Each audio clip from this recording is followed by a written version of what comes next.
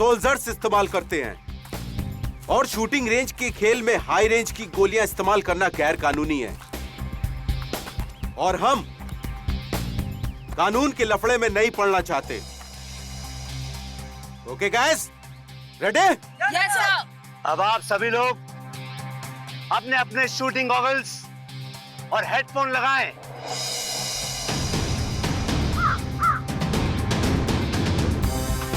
अब आप सभी लोग अपने अपने बंदूक उठाएं और अपने कंधे से लगाएं। आंख टारगेट पे और हाथ ट्रिगर पे, और जब मैं 3 बोलूं तो आप फायर कर देना। देखता हूं कौन कितना बड़ा निशानेबाज है। 1 2 3।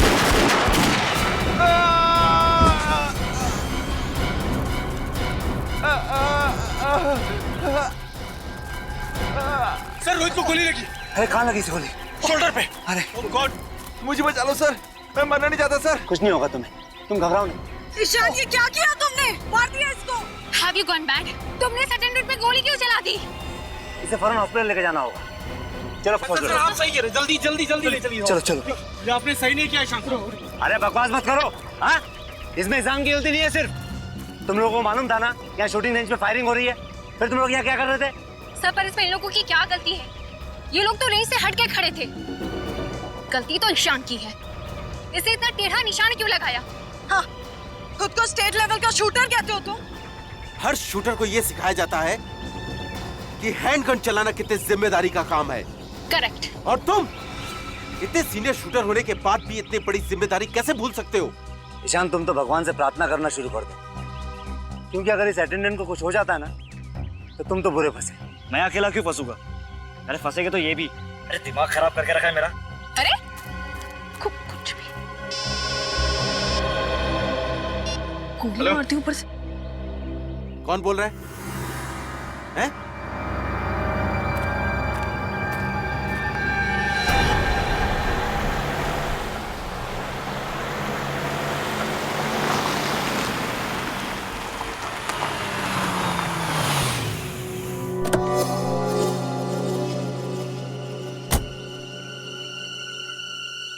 हेलो हेलो, लेट क्यों हुआ? लेट क्यों हुआ? रास्ते में ट्रैफिक बहुत था, आ गया हूं ना। अंदर आ जाओ। अंदर? मैं अंदर आ गया हूं। सामने एक रूम दिख रहा है? हाँ दिख रहा है।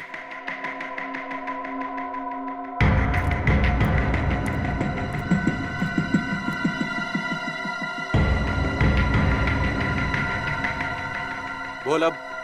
सामने टेबल पर एक फोन रखा है। जब तक इसकी घंटी नहीं बजती हिलना नहीं यहाँ से। ए सुन, तू मेरे साथ क्या कठपुतली का गेम खेल रहा है? जितना बोलता हूँ उतना कर। अपना मोबाइल फोन निकाल के रख बाहर।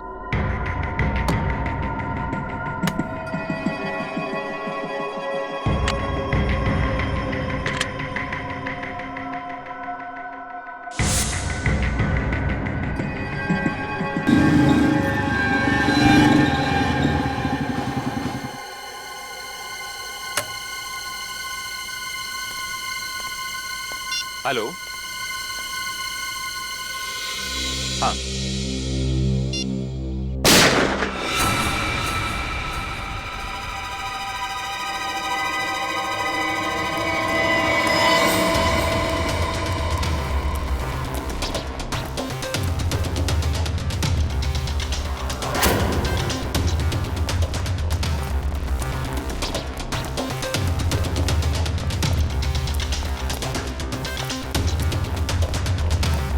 ये क्या?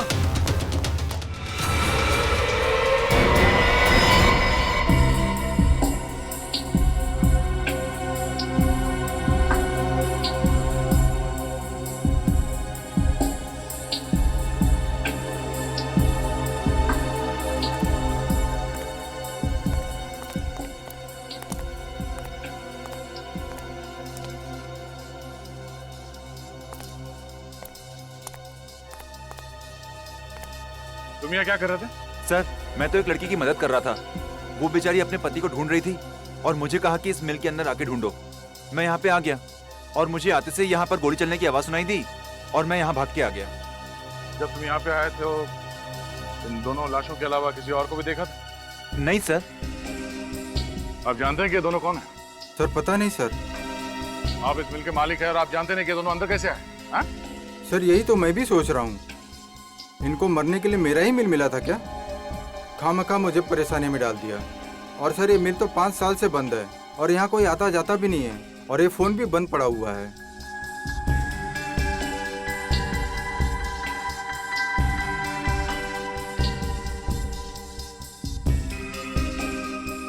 कोई वॉचमैन नहीं है यहाँ पे? सर था एक वॉचमैन, लेकिन बच्चों की छुट्टियाँ होने की वजह से वो 1 महीने पहले गांव चला गया।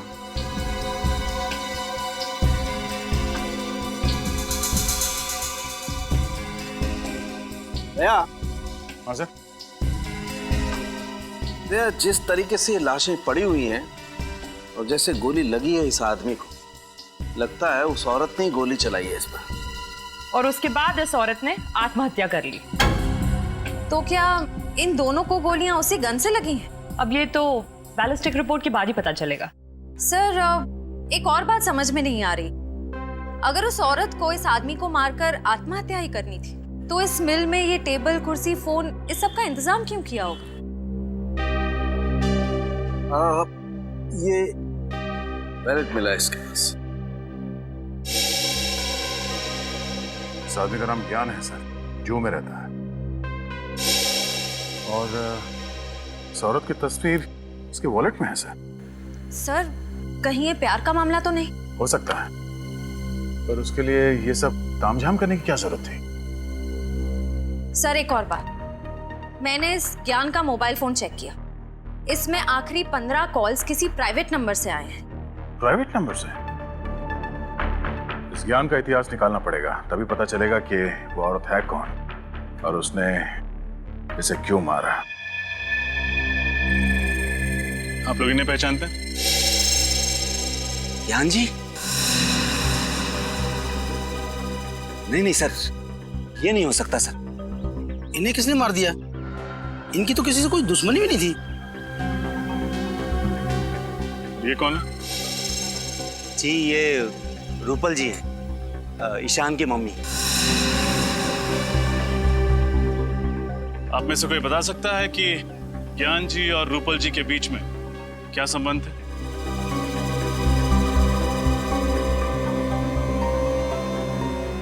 देखिए, हमें शक है कि रूपल जी ने ही ज्ञान जी का खून किया है और फिर खुद को गोली मार के आत्महत्या कर ली। सर रूपल जी और ज्ञान जी की तो सगाई हुई थी और वो दोनों अगले ही महीने शादी करने वाले थे, लेकिन क्या? सर लेकिन ईशान को ये रिश्ता मंजूर नहीं था। ये ईशान कहाँ है? जी वो रहा।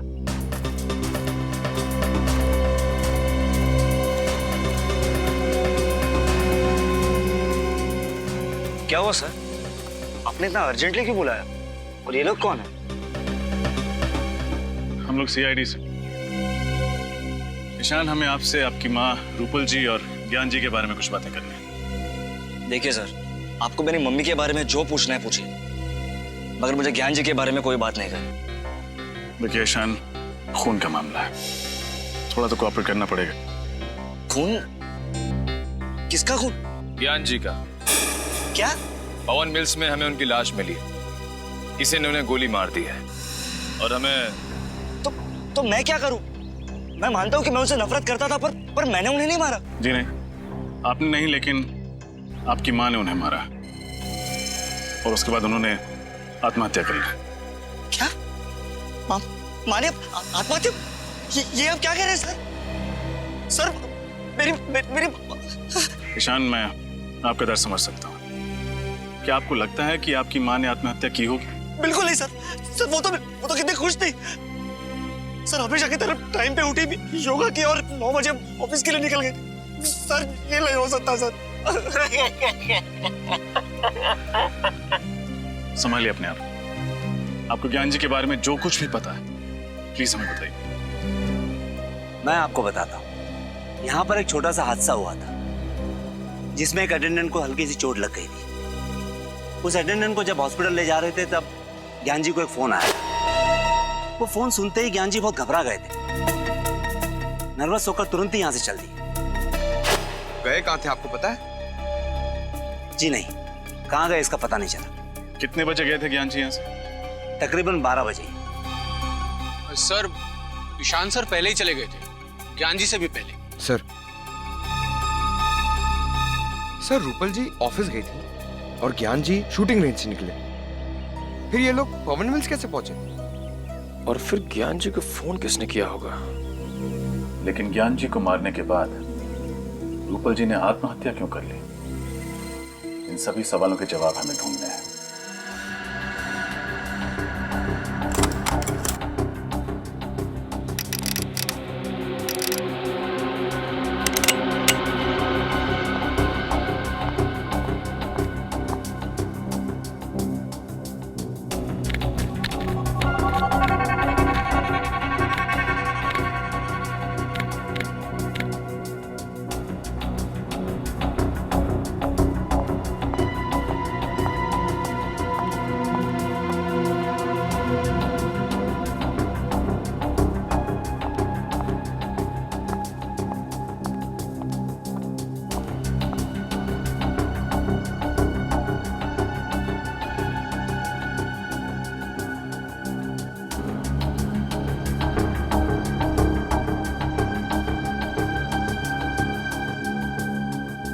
फाइल संभाल लेना, मैं फायर करने जा रही हूँ।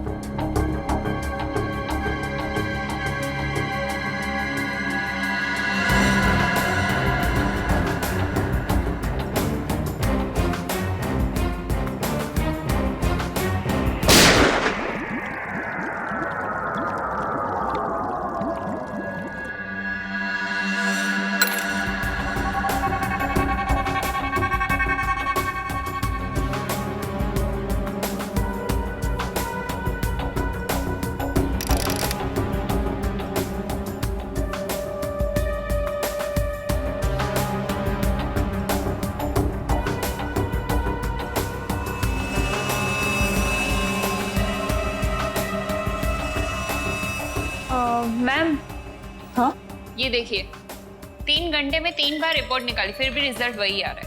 क्या रहा रिजल्ट? मैम आप खुद चौंक जाएंगी, देखिए तो सही। ये देखिए। अरे ये क्या? जो सोचा था उसका बिल्कुल उल्टा निकला। रूपल की मौत ज्ञान जी की मौत के 6 घंटे पहले हुई है। चेक कर लो अच्छी तरीके से, देखो कुछ मिलता है क्या। तो मुझे ऐसा लगा कि मैडम अपने फार्म हाउस में आराम करने गई होगी, तो अक्सर शनिवार रविवार जाया करती थी। आप उनके ड्राइवर हैं, आपको लेकर नहीं जाती थी क्या? तो जाती थी साहब, लेकिन इस बार पता नहीं। साहब उनकी मौत कैसे हुई? उनके सिर पे गोली लगी है और ज्ञान जी के सीने में। हमेशा क्या कि उन्होंने आत्महत्या की है। नहीं साहब, वो आत्महत्या क्यों करेंगी? क्या? ये तो पता चल ही जाएगा। आखिरी बार कब देखा आप लोगों ने मैडम को? साहब कल सुबह मैं खुद उन्हें ऑफिस छोड़ने गया था। कितने बजे? सर 9 बजे। 9 बजे। उसके पहले और उसके बाद में क्या क्या हुआ याद करके बताओ। जो चीज तुमको जरूरी नहीं लगे वो भी बताना, सब कुछ डिटेल में। ओके साहब, वो दिन मैडम लेट उठी थी, फिर जल्दी जल्दी तैयार हो गई और बगैर नाश्ता किए ही गाड़ी में जाके बैठ गई। फिर 9 बजे मैं उन्हें ऑफिस लेके गया। फिर मैडम का 10:30 बजे फोन आ गया कि गाड़ी निकालो। फिर मैं उन्हें जंबो मॉल लेके गया। Jumbo mall? सुबह सुबह ऑफिस का काम छोड़ के 10:30 बजे वो मॉल चली गई? साहब मुझे भी बड़ा अजीब सा लगा, क्योंकि वो मुझे अपने साथ लेकर नहीं गई। क्यों? तुम्हें साथ क्यों लेके जाएंगे? पिछले 3 सालों से वो मुझे अपने साथ लेकर जाती थी, उनका सामान उठाने के लिए। अच्छा, मतलब मॉल जाने का कोई प्लान नहीं था उनका, अचानक चली गई वहां पे। सर मोबाइल यूज करते थे और मोबाइल कंपनी के मैपिंग के हिसाब से रूपल जी कल दोपहर 1 बजे जंबो मॉल में थी पंडारा रोड पर, और तब से उनका मोबाइल ऑफ आ रहा है। और ज्ञान जी? सर ज्ञान जी की लोकेशन ये देखिए सर। हाँ, 1 बजे शूटिंग रेंज से निकले और 2:30 बजे पहुंचे पंडारा रोड। और वहाँ से सीलिंग होते हुए बांद्रा लिंकिंग रोड से जूहू सर्कल पहुँचे 5 बजे और 5:30 बजे वहाँ से निकलकर 6:30 बजे पहुँचे पवन मिल। और 6:30 से 6:45 तक ये किसी से फोन पे बात कर रहे थे, किसी प्राइवेट नंबर पे। उसके बाद इनका फोन बंद हो गया। सर क्योंकि उसी दौरान उनकी मौत हो गई थी। मतलब ज्ञान जी और रूपल जी दोनों अलग अलग टाइम पे भंडारा रोड पहुंचे थे। सर ये भी तो हो सकता है कि ज्ञान जी भी जंबो मॉल ही गए हों। हम अगर क्यों और किससे मिलने? और वो आखिरी कॉल किस अनजान शख्स का था जिससे ज्ञान जी ने इतनी लंबी बात की।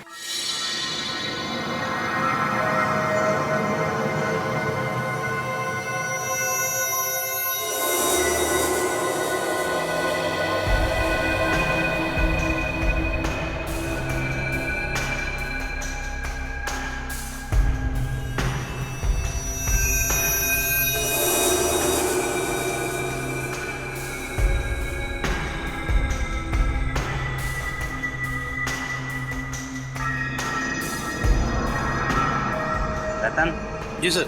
आज हमें किसी भी हालत में स्टॉक्स की पूरी डिटेल मैनेजर को देनी है। जी सर। एक्चुअली में ये काम पिछले हफ्ते ही हो जाना चाहिए था, पता है तुम्हें? Sir I am sorry sir, मेरी तबीयत खराब हो गई थी, इसके लिए मैं नहीं आ पाया था सर। जानता हूँ मैं। अब ऐसा करो, जल्दी जल्दी बताओ कौन कौन सी गोलियाँ स्टॉक में हैं और कितनी हैं। जी सर, ये 315 बोर की सर 21 गोलियाँ हैं और इसी का कर्टन एक पैक है सर इधर। सर ये 12 बोर की 50 गोलियाँ हैं और ये हैं 9 mm की इम्पोर्टेड रिवॉल्वर की गोलियाँ। कितनी हैं? 35। और सर 9 mm पिस्टल की गोलियों का बॉक्स है 2 3।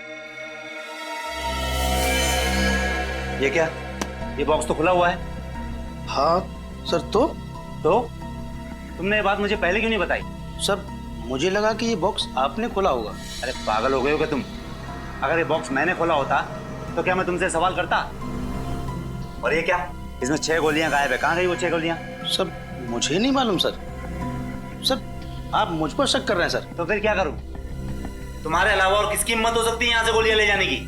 सर मैं पिछले 5 सालों से यहाँ काम कर रहा हूँ और सर 5 सालों में एक भी खाली कारतूस इधर से उधर नहीं हुआ। सर ये 6 गोलियां मैं क्यों चुराऊंगा सर? मैंने नहीं की चोरी सर इसकी। देखो रतन जी सर, यह एक कानूनी अपराध है और अगर इन गोलियों की वजह से कुछ हो गया ना तो उसके लिए हम दोनों को जिम्मेदार ठहराया जाएगा। इसलिए मुझे इस बात की रिपोर्ट मैनेजर को करनी होगी। और हाँ, वो कल तुम शूटिंग रेंज से कहीं बाहर नहीं गए थे क्या? हाँ सर, सुबह में मैं शूटिंग रेंज का दरवाजा खोलकर बाथरूम तक गया था सर। तो सर मैंने देखा कि ईशान और जिया इधर आए। ईशान और जिया? वो भी सुबह सुबह? सर मैंने भी तो ये सवाल उनसे पूछा लेकिन उन्होंने कोई जवाब नहीं दिया और सीधा अंदर चले गए सर। उन दोनों का सुबह सुबह यहाँ आना और शाम को मिस्टर ज्ञान का खून हो जाना, ये दोनों बातें संयोग नहीं हो सकती रतन। सर आपका मतलब है कि ईशान ने ही ज्ञान जी को? डॉक्टर तारिका प्लीज मजाक मत कीजिए, ये हो ही नहीं सकता। फ्रेडी से मैं मजाक नहीं कर रही हूँ, आइए दिखाती हूँ। ये देखिए, रूपल की मौत दोपहर को 1 और 2 बजे के बीच हुई थी और ज्ञान जी को शाम को 6 और 7 बजे के बीच मारा गया था, ठीक उसी गन से जो गन हमें रूपल के हाथों से मिली थी। तो मतलब पहले रूपल जी का खून किया गया दोपहर को और उसके बाद ज्ञान जी को मारा गया शाम को और फिर उसी गन को मरी हुई रूपल के हाथों में थमा दिया। मतलब रूपल जी ने आत्महत्या नहीं की है, किसी ने प्लानिंग के साथ खून किया है उसका। हाँ, इस बात को साबित करने के लिए मेरे पास सबूत है। रूपल के पेट में से मुझे अजीनोमोटो, सोया सॉस और विनेगर के कुछ अंश मिले। डॉक्टर तारिका, ये सारी चीजें तो चाइनीज खाने में होती है ना? हाँ फ्रेडी सर, रूपल ने मरने से पहले चाइनीज खाना खाया था और इसके पेट में से मुझे भारी मात्रा में सिपोक्सिन मिला है जो नींद की दवाई बनाने में इस्तेमाल किया जाता है। मतलब इन्होंने नींद की गोली ली थी या धोखे से दी गई थी ये तो नहीं बता सकते, लेकिन जाहिर है जो इंसान नींद में होता है वो आत्महत्या तो नहीं कर सकता क्योंकि मानसिक तौर पे वो इतना होश में ही नहीं होता है कि वो आत्महत्या कर सके। सर, जहां पर रूपल जी ने चाइनीज खाना खाया था, वो नींद की गोलियां शायद वहीं पे दी गई होगी। हो सकता है फ्रेडी। दया सर को इन्फॉर्म कर देता हूँ। हेलो दया सर। सर, हम एक चाइनीज रेस्टोरेंट में तो पूछ चुके हैं, वहाँ किसी ने रूपल जी को नहीं पहचाना। देखते हैं शायद यहाँ कोई पहचान ले। ध्यान रखना, आगे जैसे कोई गलती नहीं होनी चाहिए। जी साहब। Sir, table for couple sir. नहीं, हम लोग खाना खाने नहीं आए, कुछ सवाल पूछने हैं। सवाल? कैसा सवाल? देखिए, हम लोग CID से हैं। Sorry sir. आप सॉरी क्यों बोल रहे हैं? हमें थैंक यू बोलने का मौका दीजिए। अच्छा ये बताइए कि परसों दोपहर को एक आदमी और एक औरत यहाँ खाना खाने के लिए आए थे और उसी दिन उनका खून कर दिया। श्रेया? खून? जी। ये दो। शैलेश? हाँ सर बोलिए। कल ये दोनों हमारे रेस्टोरेंट में आए थे ना? अरे ये औरत जिसने शेजवान फ्राइड राइस और मंचूरियन ग्रेवी का ऑर्डर दिया था और खाते खाते उनको चक्कर भी आया था, खुद भी गिर गई थी और प्लेट भी नीचे गिरा थी। हाँ सर, इसी की वजह से तो आपने रसोइया को डांटा भी था। साथ में आदमी भी था ये? नहीं साहब, आदमी ये नहीं था, आदमी और कोई था। 30-32 साल उम्र होगी और पढ़ा लिखा लग रहा था। वो दोनों कितने बजे आए थे? करीब 12 बजे।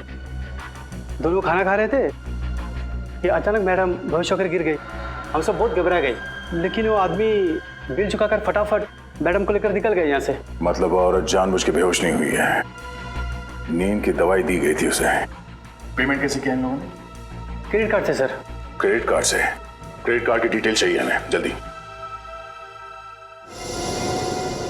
गोली आप लोगों में से कोई पहचानता? यह है बैलिस्टिक रिपोर्ट। जो 6 गोलियां शूटिंग रेंज से गायब हुई हैं, ये उनसे मैच करती है।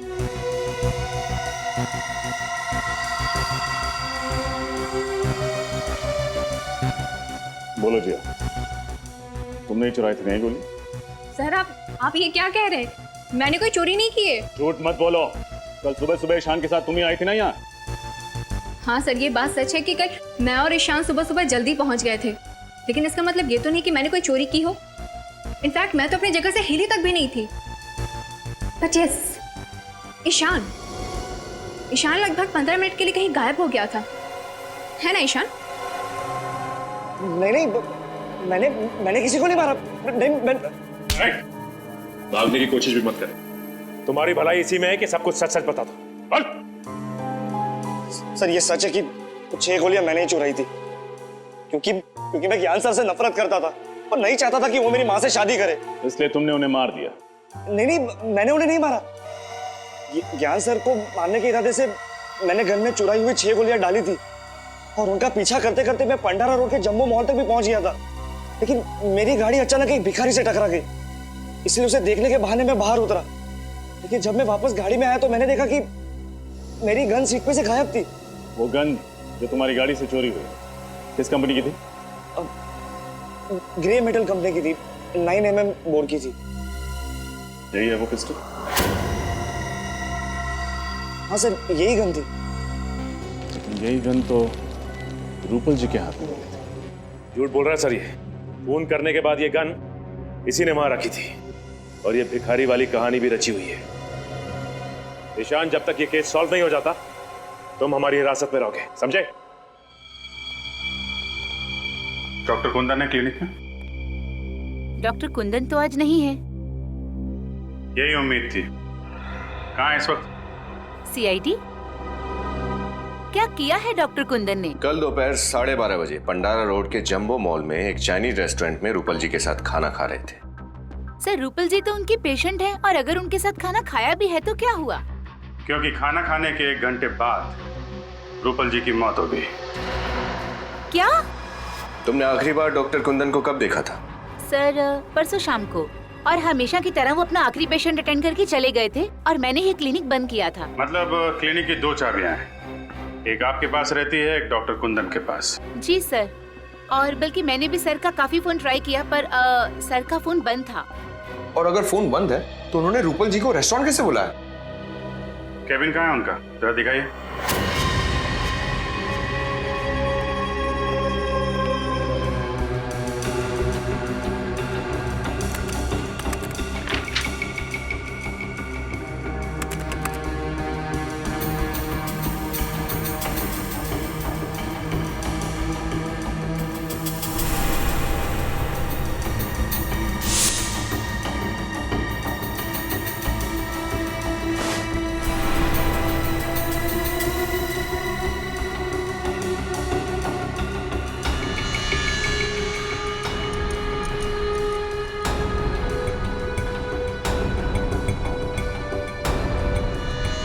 ये खून से सने हुए बाल क्या कर रहे हैं यहाँ पे? सर मुझे कुछ नहीं मालूम, बल्कि मुझे तो सर के केबिन में आने की परमिशन तक नहीं थी। परमिशन नहीं थी? लगता है खाना खाने के बाद कुंदन जी यहाँ रूपल के साथ आए, यहाँ पे उसका खून किया और फिर लाश वहां ठिकाने लगा दी। सर, आपका अंदाजा ठीक निकला सर। ये देखिए, लेडीज सैंडल और खून में सने हुए ग्लव्स। ये तो रूपल जी के हैं। आपको कैसे मालूम? वो सर, एक्चुअली मुझे ना इन सैंडल्स का डिजाइन बहुत पसंद था, बल्कि मैंने रूपल जी से पूछा भी था कि उन्होंने ये कहाँ से खरीदे। अगर रूपल जी का खून डॉक्टर कुंदन ने किया है तो फिर ज्ञान जी को भी इसी ने मारा होगा। सर, एक बहुत अजीब बात है। डॉक्टर कुंदन एक साइकोथेरेपिस्ट है, फिर उन्होंने मेडिकल स्कूल में मुर्दों की परीक्षण की परमिशन क्यों मांगी? हाँ? डॉक्टर कुंदन तो जिंदा लोगों के दिमाग का इलाज करते हैं, तो फिर मुर्दा घर में मुर्दों से क्या बात करने गए थे? चाहता क्या है ये आदमी?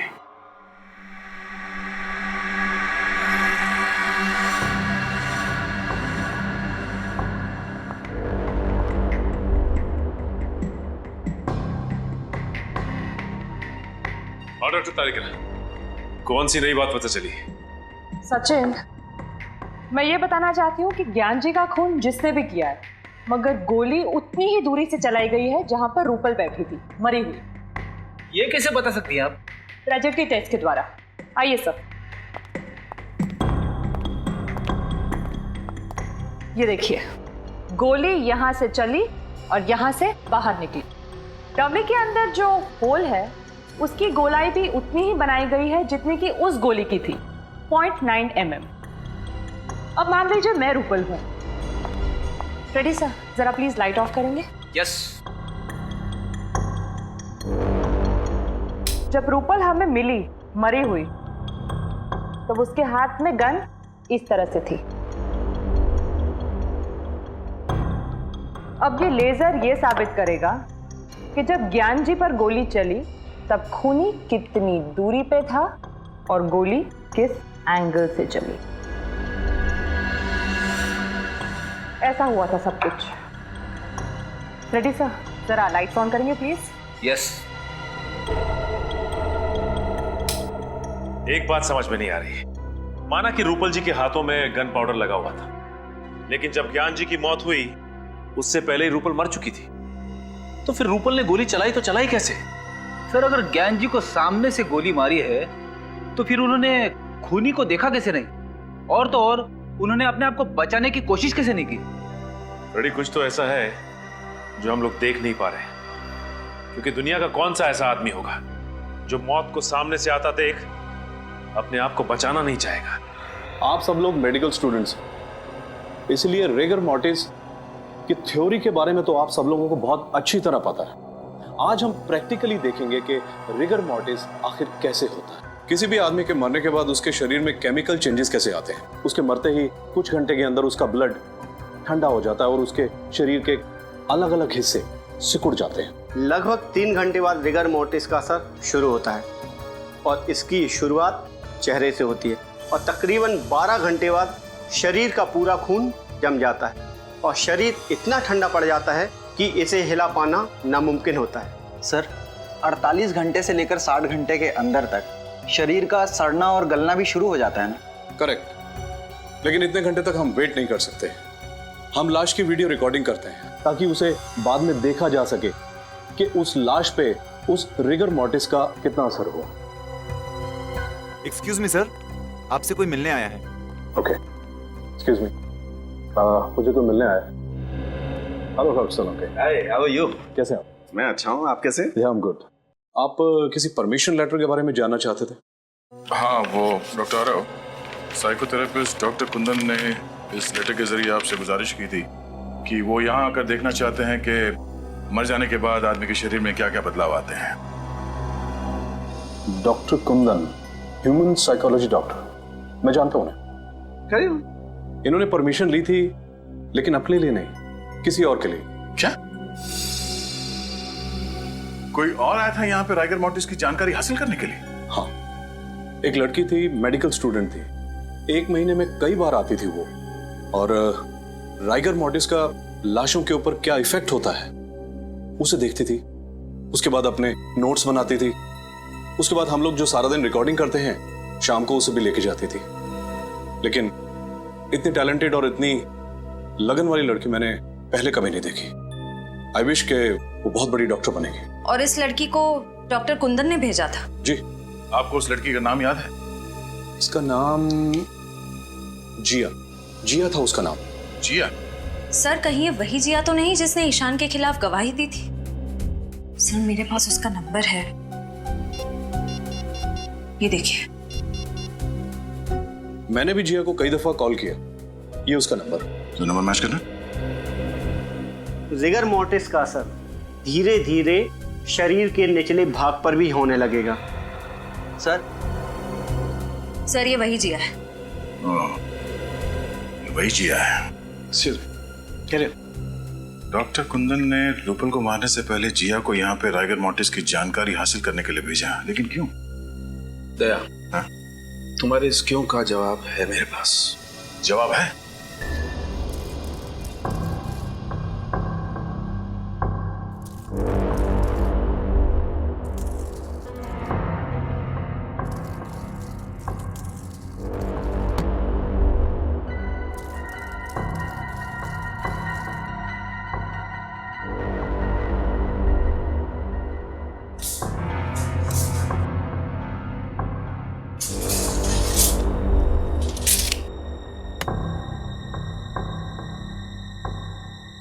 तो सब कुछ वैसे के वैसे ही सेट हो गया है जैसे कि लाश हमें मिली थी। गुड। अब एक काम करो, तुम श्रेया के साथ लाश को ले आओ। चलो।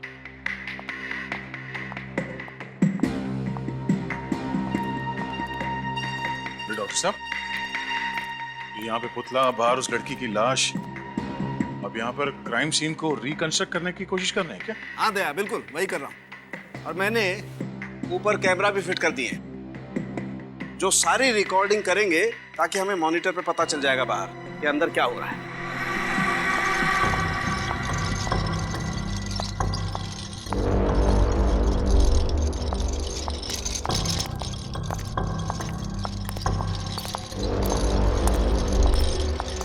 सालुंखे सर, इस औरत की लाश का क्या करेंगे आप? अभी पता चल जाएगा श्रेया। तुम एक काम करो, इस लाश को उस कुर्सी पर ठीक वैसे ही बैठा दो जैसे रूपल की लाश मिली थी। ओके। और जल्दी करो, इसे मरे हुए 2 घंटे 45 मिनट हो चुके हैं। 15 मिनट में राइगर मॉर्टिस सेट हो जाएगा। Quick, fast. ओके। गुड।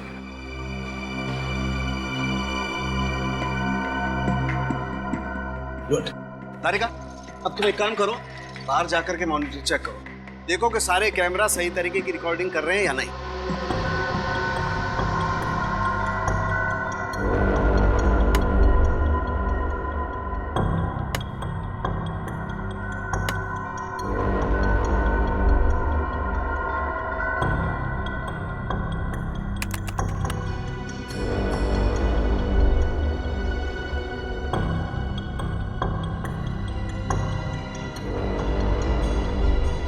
अब श्रेया, एक काम करो, इसके हाथ में वो गन वैसे ही पकड़ा दो जैसे रूपल के हाथ में थी। क्विक। सर। और ध्यान से श्रेया, गन में गोलियां भरी हुई हैं।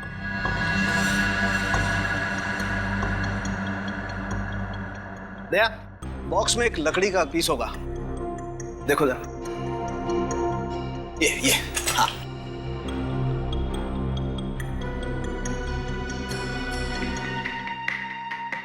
दया, लाश में राइगर मॉर्टिस सेट होना शुरू हो गया। अच्छा, तो सर मॉनिटर रूम में चल के देखते हैं आपकी मेहनत क्या रंग दिखाती है। चल। दया, जैसे जैसे राइगर मॉर्टिस लाश के चेहरे से उसके हाथों पर आता जाएगा, वैसे वैसे खूनी का चेहरा आईने की तरह साफ होता जाएगा। सर, जब ज्ञान जी को गोली लगी थी उस वक्त रूपल जी की मौत करीब 6 घंटे हो चुके थे, तो क्या हमें और 3 घंटे इंतजार करना पड़ेगा? इंतजार तो करना पड़ेगा दया। खूनी के दिमाग को परखना है तो थोड़ा इंतजार तो करना पड़ेगा। क्या सोच रहे हैं सर? श्रेया, अगर ये खून पहले से प्लान था तो हो सकता है कि चिंटू को यहाँ पे जानबूझ के भेजा गया। चिंटू का यहाँ पे आके लाश देखना भी प्लान हो, क्योंकि अगर चिंटू यहाँ पर नहीं आता तो हमें पता नहीं चलता इस लाश के बारे में। हो सकता है सर, लेकिन चिंटू कह रहा था कि उसे यहाँ किसी औरत ने भेजा था। हो सकता है खूनी कोई औरत ही है। इस केस में 2 औरत है, एक ये रूपल जो मर चुकी है और दूसरी ओह नो, इस चिंटू को फौरन यहाँ बुलाओ।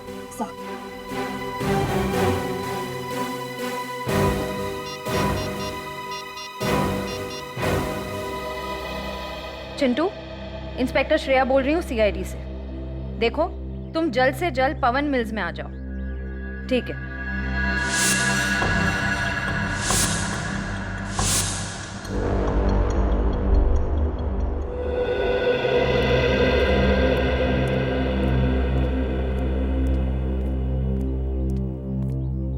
मैंने कुछ नहीं किया सर, मैंने जो कुछ देखा था आपको बता दिया। देखो चिंटू, घबराओ मत। तुमने बताया कि एक लड़की तुम्हें यहाँ पे लेके आई। जी सर। उस लड़की को देखोगे तो पहचान लोगे? हाँ? क्या ये लड़की थी वो? सर ये वही है सर। पक्का यही थी वो? यही है। इसका मतलब दोनों खून के पीछे जिया है।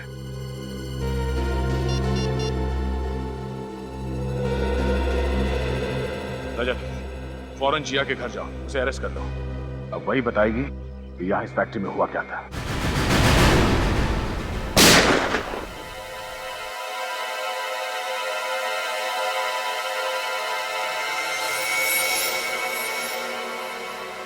सीआईडी वो भी इस वक्त? जिया जी, इतनी रात को आप शूटिंग रेंज में हो सकती हैं, तो हम क्यों नहीं? क्या मतलब क्या है आपका? मतलब ये कि आप एक मेडिकल स्टूडेंट हैं और एक मेडिकल स्टूडेंट को गन्स और गोलियों में दिलचस्पी। क्यों? मुझे शूटिंग का शौक नहीं हो सकता है क्या? हो सकता है, लेकिन मुर्दा घरों में जाकर रेगा मोर्टिस की पढ़ाई करना, ये बात कुछ हजम नहीं हुई। पवन मिल्स में एक आदमी को भेजना ताकि वो गोली की आवाज सुन के सीआईडी को खबर कर सके, ये बात भी कुछ हजम नहीं हुई जिया जी। मतलब आप लोगों को सब पता चल गया? जी हाँ, और हम ये भी जानते हैं कि तुम्हारे साथ एक और आदमी भी है जो तुम्हें ये सब काम करवा रहा है। बताओ कौन है वो? जी वो मैं।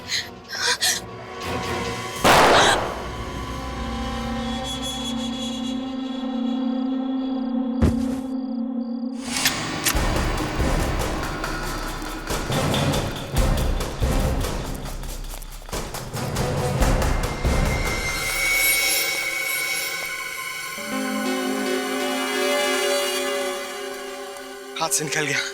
हाथ से निकल गया, लेकिन सीआईडी के शिकंजे से नहीं निकल पाएगा। ये देख।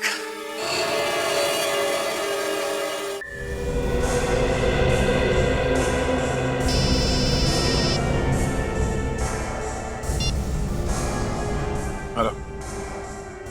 हाँ? क्या?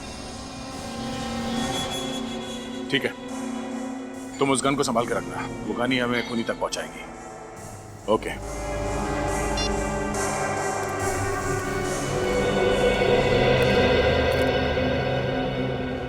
क्या हुआ सर? किसी ने जिया पे हमला कर दिया। क्या? यानी खूनी कोई और ही है? हाँ डॉक्टर साहब, और कितना वक्त लगेगा? बस 5 मिनट तैयार। 5 मिनट के अंदर ये रायगा मोर्टिस इसके हाथों से सेट होना शुरू हो जाएगा। बस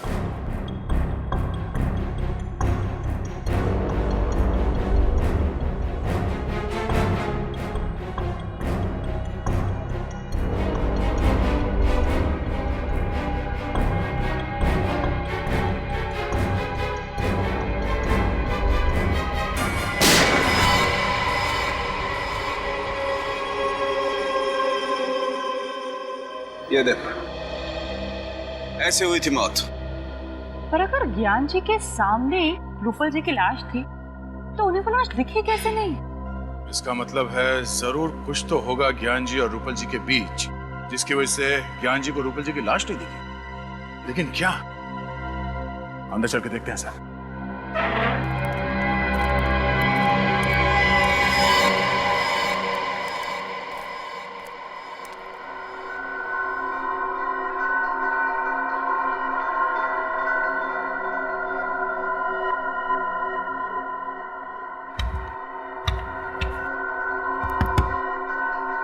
सर ये देखिए। बॉक्सर पिलर क्या है क्या इसमें?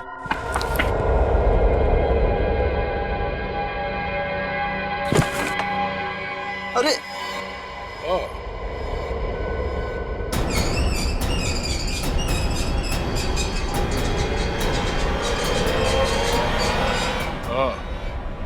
तो ये है वो राज जिसकी वजह से ज्ञान जी के सामने बैठी हुई मौत उन्हें नजर नहीं आई।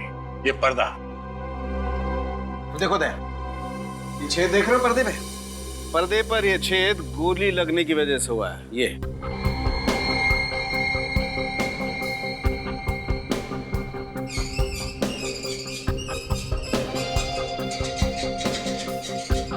सर इस तरफ बैटरी और सेंसर भी लगा हुआ है। बैटरी और सेंसर? ओह, यानी कि जैसे ही गोली चली इस पर्दे पे झटका लगा और उस सेंसर को पता चल गया और ये पर्दा बंद हो गया। इसीलिए जब हम लोग यहाँ पर आए थे तो हमें ये पर्दा नहीं दिखा।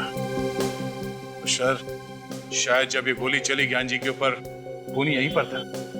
तो सोच समझ के प्लानिंग की है उसने। मगर सर ये किसका काम हो सकता है? वही जिसे गन्स, गोलियां और राइगर मॉर्टिस की बहुत अच्छी जानकारी है, और वो एक ही आदमी हो सकता है।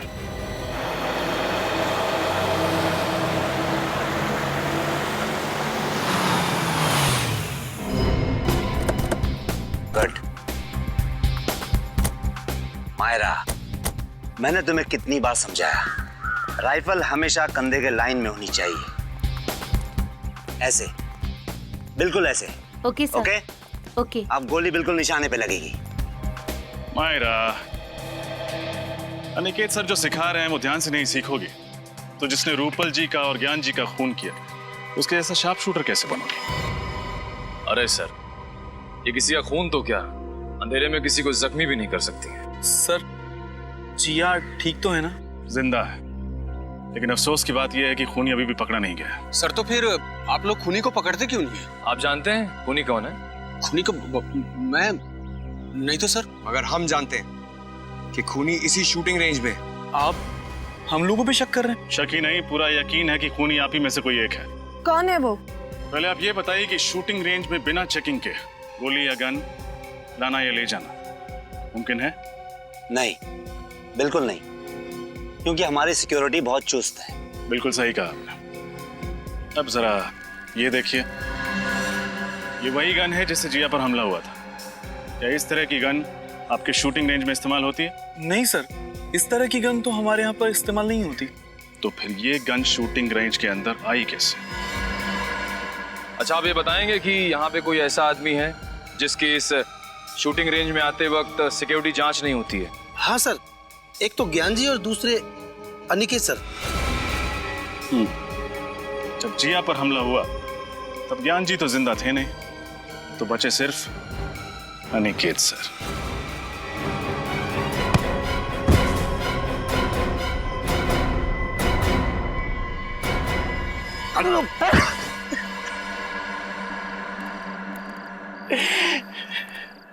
हाँ, मैं खूनी हूं।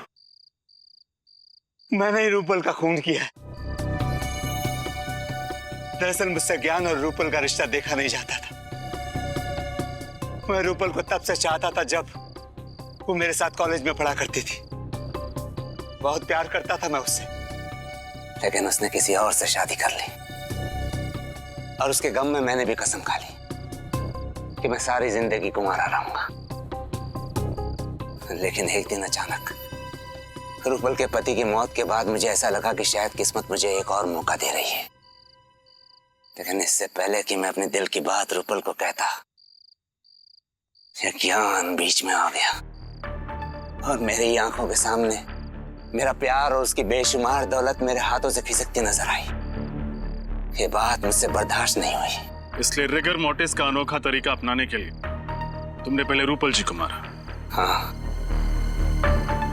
और उसके लिए मैंने डॉक्टर कुंदन और जिया की मदद ली। सर, रिगर मॉर्टिस इंसान के मरने के ठीक 3 घंटे के बाद उसकी लाश में असर होना शुरू हो जाता है। लेकिन क्या हम ये पता लगा सकते हैं कि लाश के शरीर का कौन सा हिस्सा कब सिकुड़ना शुरू होगा? सर, ये कहना तो थोड़ा मुश्किल होगा, लेकिन हाँ, नामुमकिन बिल्कुल भी नहीं है। अगर आप लगातार लाश का निरीक्षण और परीक्षण करेंगे तो इस लाश की एक एक पेशियां कहाँ और कब सिकुड़ने लगेंगी, इसका ज्ञान आप हासिल कर सकते हैं। उसके बाद तुमने क्या किया?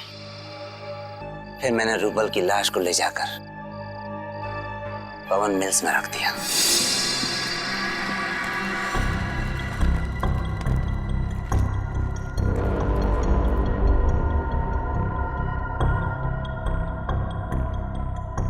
मेरा काम तो हो गया, अब तुम्हारी बारी। तुम देखते रहना डॉक्टर, मेरा वार भी खाली नहीं जाएगा। अब ऐसा करो डॉक्टर, तुम इस पिस्तौल को रूपल के दाहिने हाथ में रख दो, क्योंकि अभी तक रिगर मोर्टिस शुरू नहीं हुआ है, इसलिए पिस्तौल वाला हाथ दाहिनी ओर मुड़ जाएगा। तुम कहते हो तो मैं मान लेता, लेकिन मुझे यकीन नहीं हो रहा है कि तुम्हारा प्लान कामयाब होगा। अभी देखो डॉक्टर,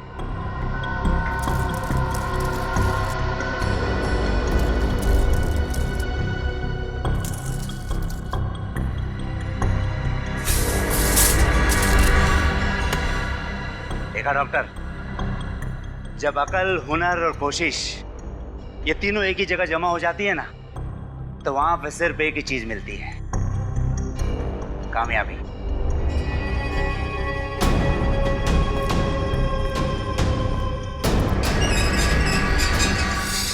अब आप ये बताने का कष्ट करेंगे कि डॉक्टर कुंदन कहाँ पे है? वो मेरे घर पर है, मैंने उन्हें नींद का इंजेक्शन दिया है। अनिकेत, दौलत की लालच ने तुम्हें अंधा बना दिया। दो खून का डाले तुमने।